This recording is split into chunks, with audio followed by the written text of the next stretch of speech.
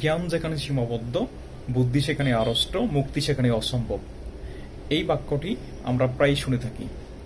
বুদ্ধি সেখানে আড়ষ্ট। আড়ষ্ট বলতে আমরা কি বুঝি? আড়ষ্ট বলতে বোঝানো হয় স্থবিরতা, নিশ্চল, অর্থাৎ যেখানে আমাদের বুদ্ধি কাজ করতে পারে না, যেখানে আমরা যুক্তি প্রয়োগ করতে পারি না, যুক্তি দিয়ে কোনো কিছুকে এস্টাবলিশ করতে পারি না।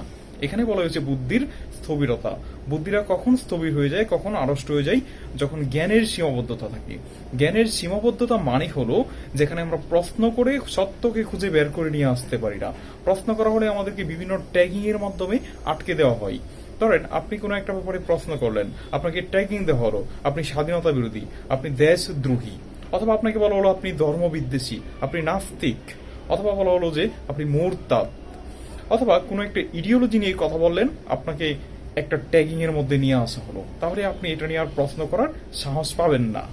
এভাবে মানুষের বুদ্ধিকে যখন এভাবে জ্ঞানকে সীমাবদ্ধ করে মানুষের বুদ্ধিকে যখন স্থবির করে দেওয়া হয়, তখন এই মানুষটি আর সামনে এগিয়ে যেতে পারে না, অর্থাৎ তখন তার স্বাধীনতা সম্ভব হয় না।